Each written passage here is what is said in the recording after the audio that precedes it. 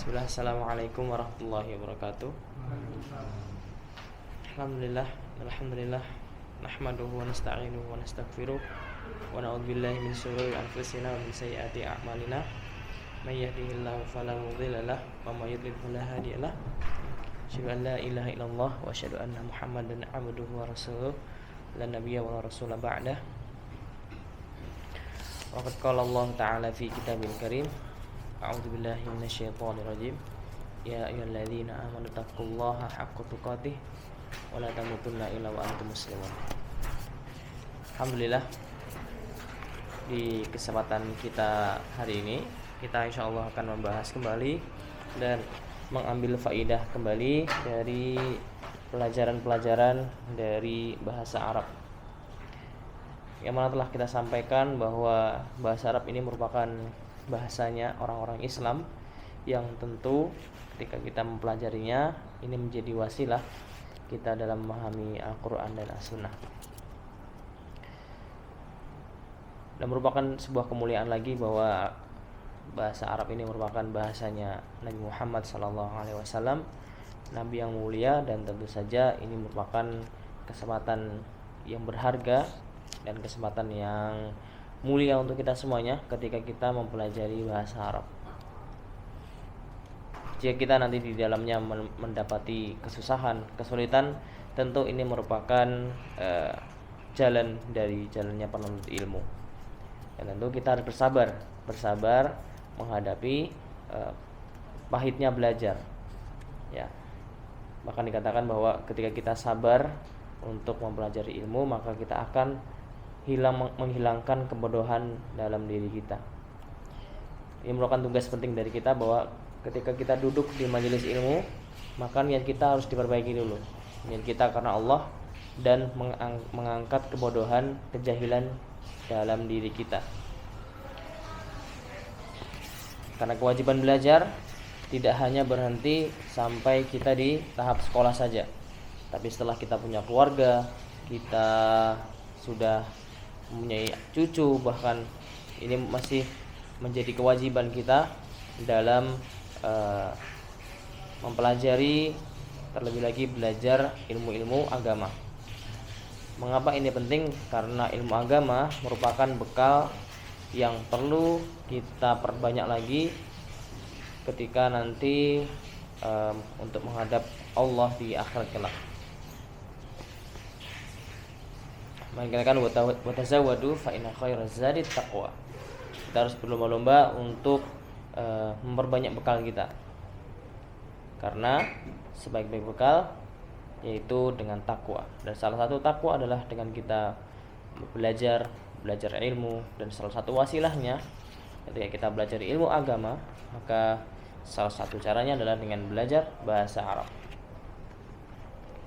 Baik, kita akan masuk ke pembahasan kita di kitab Mukhtarat Qawaidul Lughatil Arabiyyah tentang ringkasan bahasa Arab. Di pertemuan yang dua pekan yang lalu kita telah bahas tentang isim-isim ditinjau dari jumlahnya. Al-ismu bin nadhari ila adadihi. Isim yang ditinjau dari jumlahnya. Itu ada isim mufrad, ada isim musanna, dan ada isim jamak. Banyak penjelasan di sana yang perlu kita ketahui di antara pasal-pasal yang telah kita pelajari. Ini saling berkaitan, ini saling mempunyai makna, ya. Dan salah satu cara ketika kita belajar bahasa Arab, terlebih lagi ilmu nahwu, kita perlu mengetahui bahwa ilmu nahwu ini caranya akan kita memahami adalah dengan menghafalkan kaidah-kaidahnya. Contohnya isim mufrad, isim musanna, isim jamak. Yang pertemuan yang lalu ada isim maksur, ada isim mankus, dan lain-lainnya.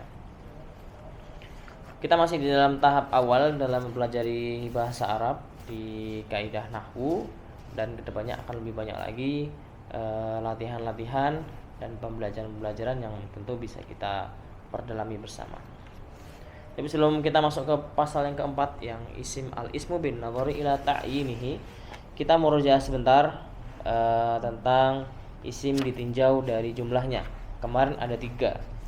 Diulangi 1, ada isim apa? Isim mufrad. Kemudian isim musanna dan isim jamak. Isim mufrad ini menunjukkan berapa jumlahnya? 1. Musanna 2. Isim jamak lebih dari 3 atau lebih. 3 atau lebih. Kemarin juga sudah belajar tentang uraian-uraian tentang jamak mudzakkar salim dan seterusnya. Yanto ini caranya salah satunya adalah dengan menghafalkan agar kita semakin memahami ya. Perlu digarisbawahi ketika kita kemarin belajar isim musanna yang menunjukkan isimnya itu 2 buah, dia tidak boleh diberi tanwin. Misalnya kitabani itu diberi tanwin jadi kitabanin, itu kurang tepat. Mengapa? Karena kaidah di dalam isim musanna ketika dia dibentuk menjadi jumlahnya 2, maka tanwin itu dihapus dan digantikan tugasnya dengan alif dan nun. Jadi kitabani, bukan kitabanin gitu ya. Tidak boleh diberikan tanwin di akhir katanya. Baik, berikutnya kita sudah murojaah juga tentang bentuk-bentuk dari isim-isimnya. Berikutnya insyaallah kita akan masuk ke pembahasan yang keempat, al-faslur rabi'. Isim bin nadhari ila ta'yinihi. Isim ditinjau dari kejelasannya.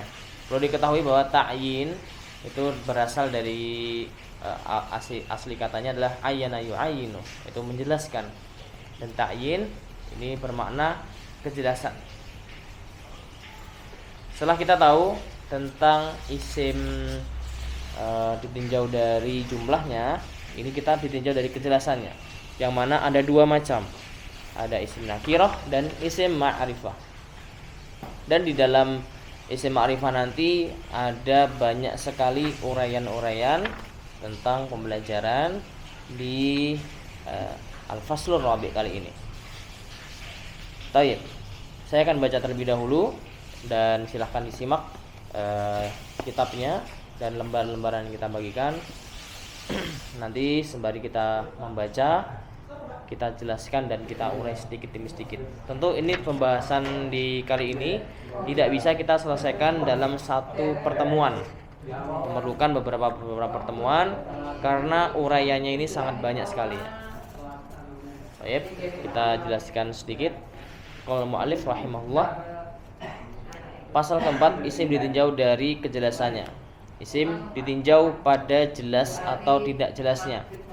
Terbagi menjadi isim nakirah, isim yang belum jelas bendanya atau masih umum. Contohnya talibun, kitabun, ma'hadun, maktabatun, aqlamun, mudarrisun. Kemudian ada yang B, isim ma'rifah, isim yang sudah jelas bendanya atau sudah tertentu atau sudah jelas. Contohnya at-talibu, al-kitabu, hindun, zaidun, fatimatu, muhammadun, dan tanda-tanda dan macam-macam isim ma'rifah. Yang pertama ada alif lam. Contoh at-talibu, al-kitabu, al-ma'hadu, al-maktabatu, al-aqlamu, al-mudarrisu. Yang kedua isim dhamir, kata ganti nama. Isim dhamir terbagi menjadi 2, dhamir zahir tampak dan dhamir mustatir tersimpan. A. Perincian dhamir zahir, lihat dalam bagan berikut. Dhamir zahir keterangannya dhamir munfasil atau dhamir yang berpisah. Situ ada dhamir raf'in munfasilun, dhamiru nasbin munfasilun, ya itu penjelasan-penjelasannya. Dhamir raf'in muttasilun, ya sebelahnya dhamir muttasil, dhamir yang bersambung. Dhamiru nasbi muttasilun, dhamiru jarrin muttasilun. Apa ini? Nanti kita jelaskan. Kita baca dulu ya. Untuk ukuran dia 1, ya, kata ganti orang ketiga laki-laki. untuk dia satu orang huwa, maka jika dia menjadi nasab menjadi iyahu. Kemudian mereka dua orang, huma, huwa, huma, hum, huma, iyahuma. Bentuknya di akhir katanya dilihat situ, ketika dia huwa menjadi iyahu. Kalau ketika huma berarti iyahuma, kalau hum iyahum. Kemudian untuk kata ganti orang ketiga perempuan, dia satu orang, mereka dua orang, dan mereka lebih dari dua orang. Hiya iyahuma, huma iyahuma, hunna iyahunna.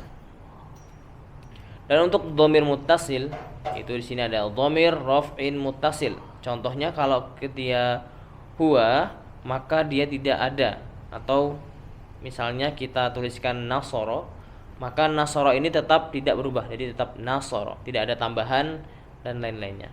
Namun ketika dia sifatnya itu menjadi nasab, ya berarti menjadi nasarahu. Dan baladuhu. Kemudian berikutnya nasrahuma, baladuhuma, nasaru, nasarahum, baladuhum, nasaraha, baladuha, nasarata, nasarahuma, baladuhuma, nasarna, nasarhunna, balduhunna. Kita lompati saja ke pembahasan yang ketiga di halaman berikutnya, halaman 17. Yang ketiga ada isim isyarah. Isim isyarah, kata penunjuk. Ya, di sini ada al-isyarah lil ba'id dan al-isyarah lil qarib. Isyarah lil ba'id itu penunjuk jauh atau itu ya. Al-isyarah lil qarib penunjuk dekat ini. Contohnya ada hadza, hadzani, haula'i, hadhihi, hatani, dzalika, dzanika, ulaika, tilka, tanika. Keterangannya, isyarah dekat untuk isim jamak yang tidak berakal menggunakan hadhihi. Isyarah jauh untuk isim jamak yang tidak berakal menggunakan tilka. Hadzani, hatani ditinjau dari takdirnya atau perubahannya adalah mu'rab. Ya, ini di sini untuk pembahasan pada pasal yang kelima. Isim isyarah lain untuk umum bilangan dan jenisnya ialah huna, artinya di sini. Hunaka, hunalika, thamma, itu artinya di sana. Ketika contoh dalam jumlah, hadza kitabun, hadzani talibani, hadhihi syajaratun, danika mudarrisatani, dzalika fadlullah, dzanika kitabani, tilka hakibatun, haula'i muslimuna, hadhihi kutubun, tilka buyutun, hatani talibatani, ulaika shaimatun. Keempat ada isim mausul atau kata sambung. Adapun lafaznya adalah sebagai berikut: alladzi, alladzani, alladzina ini untuk mudzakkar, allati, allatani, allati, allai ini untuk muannats. Berikutnya halaman 18, langsung lompat ke nomor 5, munada. Ini isim yang jatuh setelah huruf panggilan. Isim tersebut menjadi makrifat karena dipanggil. Contohnya, misalkan kita ingin memanggil seorang laki-laki, maka cara manggilnya adalah dengan munada. Ini ciri khasnya adalah dengan huruf iya-nya, ya rajulu, ya tajiru, ya tali'an jabalan. Nah, ini menggunakan ya berarti dia termasuk makrifah. Yang keenam ada alam. Ya, alam ini adalah nama orang, tempat, gunung, kota, dan lain-lain yang telah jelas zatnya atau bentuknya. Misalnya Muhammadun, Ahmadu, Makkatu, Surabaya, Al-Iraku, Al-Nilu. Alam ini ada 3 macam, yaitu kunyah. Ya, kunyah ini biasanya ketika menjuluki seseorang ya, diawali dengan Abu, misalnya Abu Muhammad misalnya. Kemudian Ummu Kulthum, Ibnu Mas'ud, misalnya seperti itu ya. Contohnya di situ ada Abu Bakar, Ummu Hani, Haniin, Ibnu Mas'ud. Lakob, gelar. Kita ingin menggelari seseorang di para sahabat, contohnya Umaru al-Faruq, sahabiyun jalilun. Umar Al-Faruq ini sahabat yang mulia. Dan Asy-Syaikh Ibnu Baz alimus salafiyyu. Ya, Syekh bin Baz ini seorang alim dari salaf. Isim al-ismu, nama selain julukan atau gelar. Misalnya Nahrun Nilu fi Misra, Muhammadun fil ghurfah. Ya. Isimnya yaitu nama selain julukan atau gelar. Muhammad itu di kamar misalnya. Nah, ini termasuk isim ma'rifat. Yang ketujuh bersambung dengan isim ma'rifat. Yakni al-mudhafu ilal ismil ma'rifah. Contohnya ma'haduna, kitabun nahwi, hakibatu hadhihi talibah, qalamu Muhammadin, sayyaratu abi Muhammadin, siratal ladina an'amta alaihim. Dan ini menjadi pembahasan di pertemuan kita kali ini. Baik, kita masuk ke halaman yang pertama, halaman 15. Saya akan menjelaskan di papan tulis. Kita masuk ke isim nakirah. Apa itu isim nakirah? Ya, sudah jelaskan.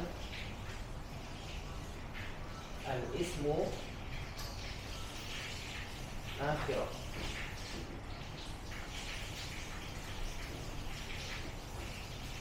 Isim nakirah ini jelasnya adalah kata benda yang dia itu belum jelas siapanya atau objeknya itu siapa. Misalnya kita bilang rajulun. Rajulun bermakna seorang laki-laki. Nah, ini belum jelas nih. Ini laki-lakinya dari Arab, dari Eropa, dari Indonesia, dari daerah mana? Ini belum jelas rajulunnya. Makanya dia dikatakan yaitu dia termasuk isim nakirah. Apa tanda dari isim nakirah? Biasanya itu di tanwinnya. Maka ketika ada isim yang dia itu ada tanwinnya dan tidak ada alif lamnya, maka dikatakan dia adalah isim nakirah. Contohnya kalau kita masuk ke pembahasan kita yang telah lalu, ada isim yang dilihat dari bentuknya, ada isim maksur.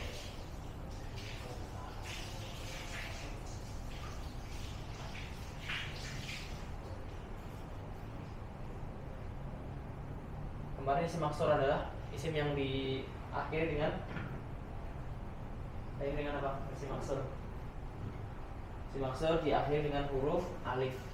Contohnya kalau kita ingin bilang aso.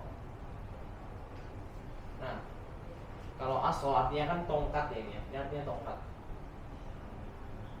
Walaupun dia ada tanwinnya, dia tidak boleh dibaca ason, tapi dibacanya aso. Aso seperti ini. Dan ini artinya tongkat. Ini isim maksur.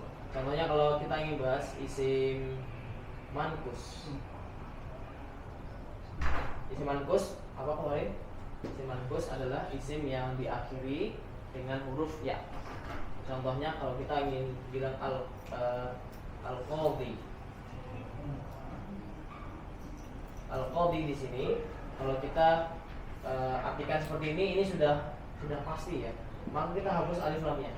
Alif lamnya kita hapus dan ya-nya di sini harus kita ubah sesuai dengan kaidah isim mankus. Isim mankus ketika dia tidak beralif lam, maka dia wajib ditanwin dan ya-nya harus dihapus dan menjadi qadhin. Maka di sini qadhin ini belum jelas mau ini kan artinya hakim ya. Nah, ini belum jelas nih hakim dari mana? Bisa hakim laki-laki, bisa hakim perempuan, bisa hakimnya namanya Ahmad atau namanya Fatimah. Ini qadhin di sini masuk isim mankus dan termasuk isim nakirah ya yang belum jelas. Terus kita masuk kemarin isim mamdud. Isim mamdud itu apa tandanya?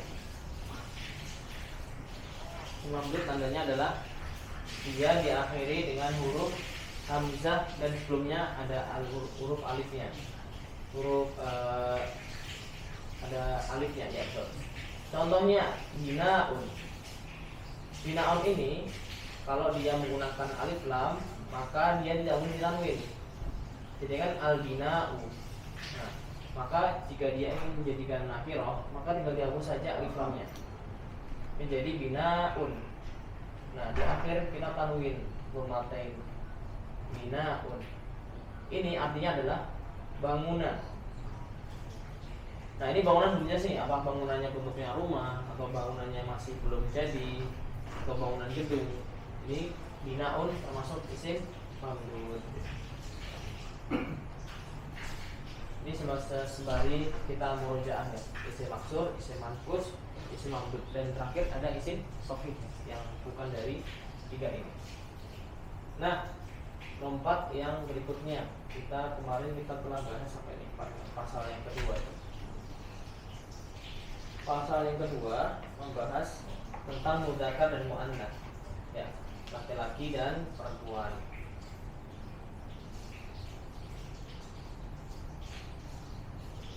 Isim mudzakkar yang nakirah, misalnya kita ingin bilang seorang thalib atau siswa, jika dia menggunakan alif lam seperti ini, maka dia dikatakan bukan isim nakirah.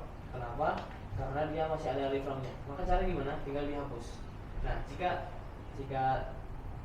para hadirin mendapati ketika kita membaca sebuah kata kemudian dia tidak ada alif lamnya, maka dia termasuk isim nakirah. Kamu jadi thalibun. Ini mudzakarnya. Kamu anasnya misalnya. Mu'annasnya sama, jika dia tidak diakhiri dengan bukan tanwin dan ada alif lamnya, maka dia tidak boleh dikatakan sebagai isim nakirah. Contohnya mu'annas, misalnya muslimatun. Muslimatun. Maka di sini dia dikatakan sebagai isim nakirah karena dia tidak ada alif lamnya dan harokat terakhirnya itu tanwinnya, muslimatun. Kalau dia muslimatu bisa nggak? Jawabannya tidak bisa. Muslimatu harus muslimatun. Al muslimatu sambungannya alif lam, maka mempengaruhi harokat terakhirnya menjadi al muslimatu. Kalau dia menjadi isim nakirah jadi muslimatun. Seperti ini. Caranya bagaimana kita bisa melatih ini semua menjadi keahlian? Kita bisa nanti berguna ini ketika kita membaca kitab-kitab para ulama ya. Ulama yang dia itu banyak tidak ada harokatnya, dan cara seperti ini kita bisa mengklasifikasikan, oh ini misalnya kita membaca sayyarotun nggak ada alif lamnya, berarti termasuk isim nakirah. Jadi belum jelas nih, maka mobil ini mobil yang mana gitu ya, sayyarotun yang mana gitu. Jadi kalau ada tulisannya as-sayyaratu berarti dia sudah jelas atau isim makrifah. Ya, pembahasan mudzakkar dan muannats sudah selesai. Kemarin kita juga bahas isim mufrad. Isim mufrad. Ya, isim mufrad bagaimana bentuk nakirahnya atau belum jelasnya? Ini isim nakirah ini belum jelas. Secara dasarnya seperti ini, belum jelas siapakah ini yang ditunjuk ini siapa. Nah, isim mufrad, contoh isim mufrad yang belum jelas atau isim nakirahnya. Contohnya kita menulis kitabun. Kitabun artinya adalah buku, namun dia belum jelas ini buku yang mana, buku yang besar, buku pelajaran dunia atau buku pelajaran yang lain-lainnya. Seperti ini ya. Dan ada isim musanna.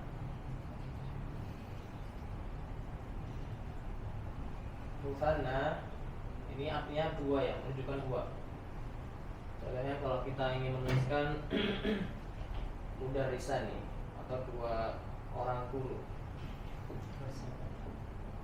Mudarrisani dua orang guru. Kenapa dia tidak boleh ditanwin? Kaidah dari isim musanna kita perlu ketahui dan kita telah bahas. Jika dia ditunjukkan isim musanna atau menunjukkan dua orang, maka dia tidak boleh ditanwin. Nah, ganti tanwinnya adalah dengan alif dan nun di sini. Alif dan nun ini sebagai penanda bahwa ini penggantinya tanwin. Dan ini menunjukkan sebagai isim nakirah karena dia tidak ada alif lamnya. Kemudian ada isim jamak atau jamak. Dan jamak ada banyak mana ya, ada jamak taksir, ada jamak mudzakkar salim dan jamak muannats salim. Kita ambil satu contoh saja. Jamak mudzakkar salim. Misalnya contohnya kita bilang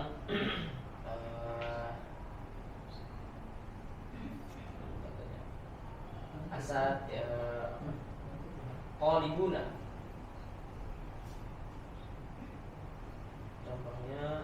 muslimuna ya, muslimuna. Ini sama seperti isim musanna, dia tidak ada tanwinnya, tidak boleh diberikan tanwin, dan sebagai gantinya dia diberikan wawu dan nun. Ya, jadi jika ada isim jamak kita temui dan dia tidak ada tanwinnya, dia misalkan tidak ada harokatnya gitu ya. Nah kita tahu nih bentuknya ada wawu dan nunnya, berarti dia termasuk jamak mudzakkar salim, dan terlebih lagi tidak ada alif lamnya, maka dia termasuk isim nakirah. Ya, ini di sini pembahasan isim yang telah kita pelajari. Ya, kita artikan dulu di situ ada kosakata yang isim nakirah. Ini ada talibun. Talibun bermakna murid. Kitabun buku. Ma'hadun itu ma'had atau pondok ya. Maktabatun itu perpustakaan. Aqlamun itu jamak dari kolamun atau pena-pena. Kemudian ada mudarrisun. Mudarrisun itu guru ya. Guru. Kalau sekolah madrasatun. Baik. Kita masuk ke pembahasan yang B, ada isim ma'rifah. Isim ma'rifah ini itu isim yang sudah jelas bendanya atau sudah tertentu atau jenisnya. Ya, berbeda dengan isim nakirah. Isim ma'rifah ini banyak sekali tanda-tandanya, ya, macam-macam isim ma'rifah. Jadi kalau kita tahu dan kita pelajari ini dan ini ternyata banyak sekali perbedaannya ya, tanda-tandanya. Kita bahas sampai nomor 3 dulu saja ya, sampai yang isim isyarah. Semoga Allah memudahkan. Kalau enggak sampai berarti yang sampai isim dhamir saja. Baik, yang pertama kita masuk isim ma'rifah yang paling mudah. Tapi kita artikan dulu ya, isim yang sudah jelas bendanya. Contohnya itu at-thalibu. At-thalibu itu adalah seorang murid. Ya, beda dari talibun tadi. Kalau talibun kita artikan itu murid. Kalau at-thalibu kita artikan menjadi seorang murid. Objeknya jadi jelas gitu. Kalau ada alif lamnya tadi, kalau diartikan dia udah jelas seorang murid. Al-kitabu berarti sebuah buku. Berarti bukunya udah jelas gitu ya. Sebuah buku. Hindun nama orang sudah jelas ya. Zaidun nama orang juga. Kemudian ada Fatimatu sudah jelas juga. Kemudian Muhammadun nama orang sudah jelas. Kalau kita bilang rajulun atau nisa gitu ya. Nisa perempuan belum jelas nih siapanya perempuan yang mana gitu ya. Maka jika disebutkan namanya ini sudah menunjukkan bahwa dia isim ma'rifah. Kita masuk ke pembahasan yang pertama, ada alif lam, ada alnya, ada alif dan lamnya. Contohnya di situ ada talibu, al-kitabu, al-ma'hadu, al-maktabatu, al-aqlamu, al-mudarrisu. Ini yang pertama cukup mudah karena dia hanya menunjukkan alif lamnya saja. Jadi ketika kita mendapati sebuah isim itu ada alif lamnya, maka dia masuk ke pembahasan tanda yang pertama yaitu ada alif lamnya. Lalu apakah nama itu misalkan Muhammad itu perlu alif lam? Jawabannya tidak, karena dia sudah jelas termasuk isim ma'rifah. Dan biasanya nama itu masuk ke alam. Ya, alam nomor 6 di sini. Termasuk yang pasal yang keempat nomor 6 itu ada alam. Itu termasuk nama orang, tempat, gunung, kota dan lain-lain yang sudah menunjukkan kejelasannya. Baik. Berikutnya ada isim dhamir di situ. Isim dhamir ini merupakan kata ganti nama. Ketika kita menunjukkan dia, mereka, terus kamu, saya, itu merupakan kata ganti. Dan di sini ada banyak ya. Para hadirin bisa hafalkan juga untuk isim dhamir itu. Kita jelasin dulu isim dhamir ya.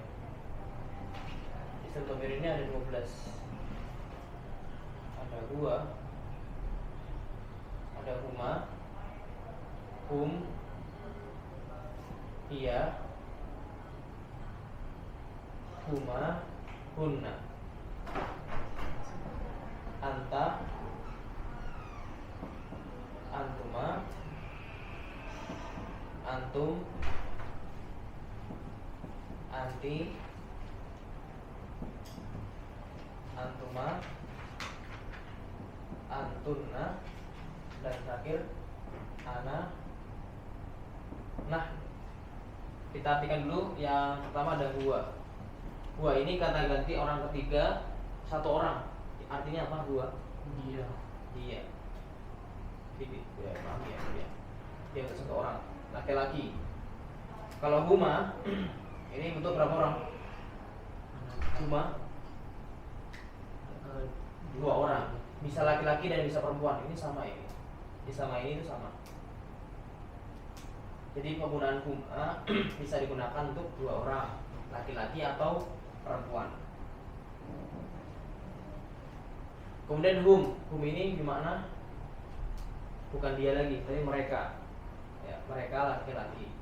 Kata ganti orang ketiga yang itu menunjukkan mereka untuk tiga atau lebih.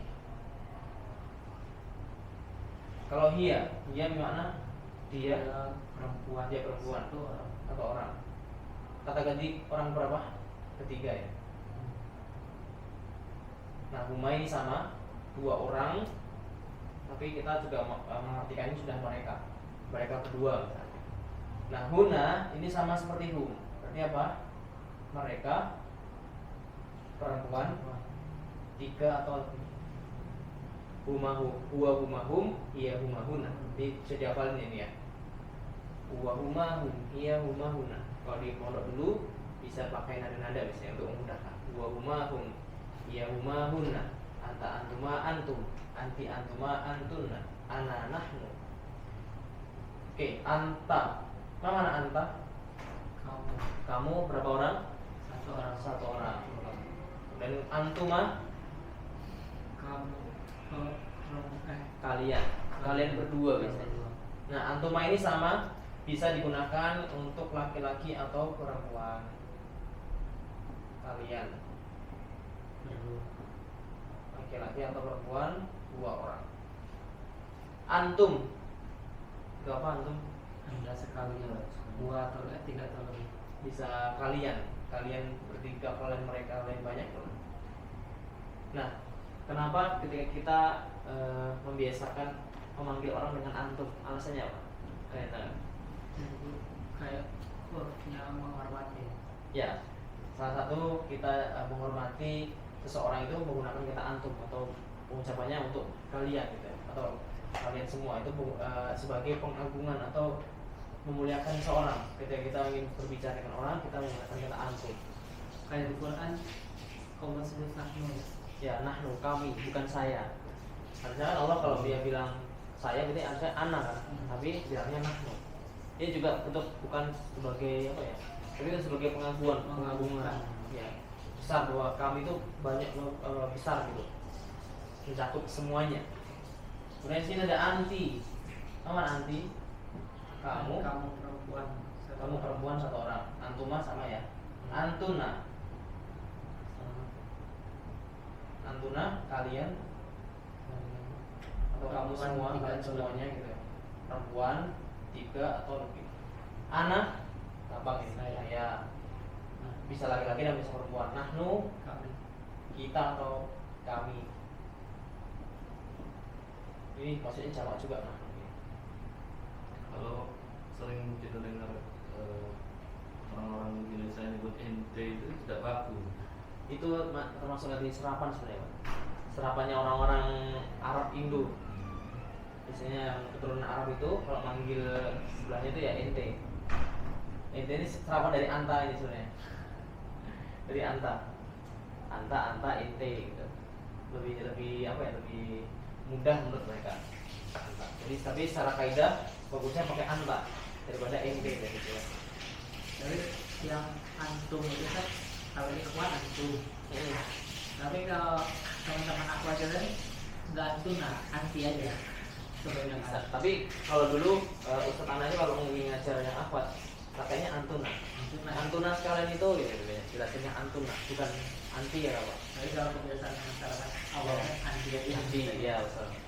Tapi bagusnya kalau kita pengen mempraktekkan bahasa dipakainya antuna, misalkan kita banyak gitu. Antuna sekalian mohon perhatiannya segala macam gitu. Antuna.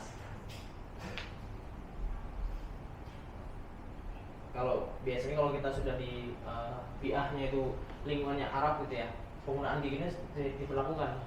Kita ngobrol sama dua orang misalnya, Makanya antuma berdua misalnya segala macam itu beberapa. Yes. Baik, kita masuk di sini rinciannya. Dhamir dhahir, lihat di tabel situ ya. Tabel situ ada dhamir munfasil. Apa sih dhamir munfasil itu? Dhamir munfasil.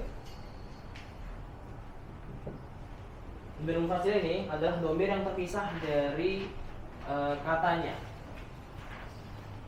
Dan contoh katanya di sini adalah iya. Iya di sini bisa digunakan iya karena budu iya karena nasta'in. Nah, di sini iya di sini ketika dia dimasukkan kata huwa dan termasuk dhamir munfasil,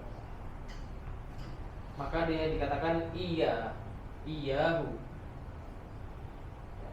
Ditambahi ada hamzahnya kalau dia menggunakan huwa. Ditambahin ha saja, iyahu. Kalau ditambah huma berarti iyahuma. Ditambahi hum, iyahum.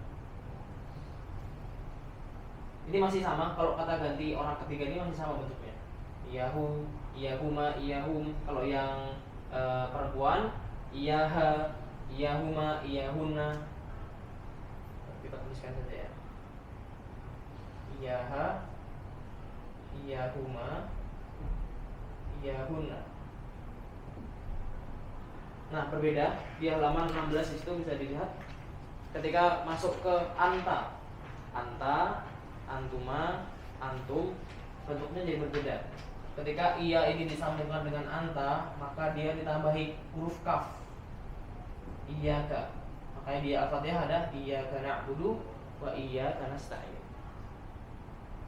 Iyyaka, sini iyyaka. Kemudian kalau antuma berarti iya kuma. Kalau antum berarti iyakum. Seperti ini saja. Jadi anta tadi diubah menjadi huruf kaf di sini. Dan dhamir di sini diambil huruf mimnya. Huruf mimnya. Iyaka, iyakuma, iyakum. Terus kalau masuk ke yang kata ganti orang kedua, yaitu kita bicara dengan mukhatabnya orang diajak berbicara, berarti kalau anti berarti iyaki. Iyaki. Kemudian kalau antuma berarti iyakuma, masih sama ya. Kalau yang antumna berarti gimana? Iyakunna. Iyakunna. Diganti huruf kaf dan ditambahi huruf terakhir dari domirnya ini. Kemudian kalau saya berarti iya ya, ditambahi huruf ya. Kalau huruf atau kata ganti nahnu berarti iya nah. Dan kita latihan dulu ya. Latihan dulu mengeja dan membiasakan lidah kita dan lisan kita dalam menghafalkannya. Baik. Saya akan bacakan dan silahkan nanti ditirukan. Iyahu, iyahuma, iyahum. Silahkan. Iyahu, iyahuma, iyahum. Iyaha, iyahuma, iyahunna. Iyaha, iyahuma, iyahunna. Iyaka, iyakuma, iyakum. Iyaka, iyakuma, iyakum. Iyaki, iyakuma, iyakunna. Iyaki, iyakuma, iyakunna. Iyaya, iyana. Iyaya, iyana. Ya, ini biasanya kalau di mahdi itu diulang berkali-kali sampai beneran hafal. Gunanya apa? Nanti ketika dia mendapati soal yang harus menunjukkan itu, bisa udah langsung otomatis. Oh, berarti kalau menggunakan anta, berarti iyaka. Bisa dirutin. Iyaka dia hafal dulu, iyaka gitu. Itu memudahkan. Kita ulang lagi. Iyahu, iyahuma, iyahum. Iyahu, iyahuma, iyahum. Iyaha, iyahuma, iyahunna. Iyaha, iyahuma, iyahunna. Iyaka, iyakuma, iyakum. Iyaka, iyakuma, iyakum. Iyaki, iyakuma, iyakunna. Iyaki, iyakuma, iyakunna. Iyaya, iyana. Iyaya, iyana. Baik, insyaallah. dan biasanya ini banyak sekali sambungan-sambungannya, dan mungkin kita maksimalkan dulu di dhamir munfasil dulu karena ini yang paling mudah. Karena nanti ketika udah masuk dhamir mutasil, dia bentuknya jadi berbeda ya. Jadi sudah tidak berbentuk seperti ini, iyahu iyahuma ya. Contohnya kalau dia dhamir raf'in mutasil, itu di situ yang di sampingnya dhamir yang bersambung. Bentuk dari nasoro itu bukan lagi nasorohu, itu beda lagi kalau dia dhamir nasbin mutasil. Tapi kalau dia settingannya itu biasa atau dia masih rafa, nanti rafa itu apa nanti kita belajar nanti ya.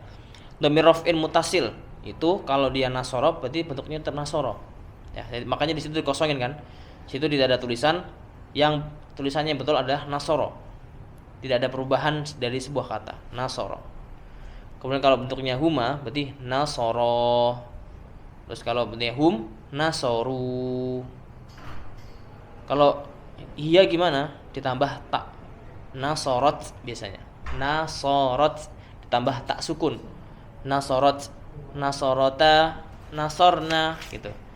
Nasorta, nasortuma, nasortum, nasorti, nasortuma, nasortunna, nasortu, nasarna gitu. Itu masuk ke sorof nanti di tasrif. Kenapa katanya harus nasoro? Nasoro itu artinya apa?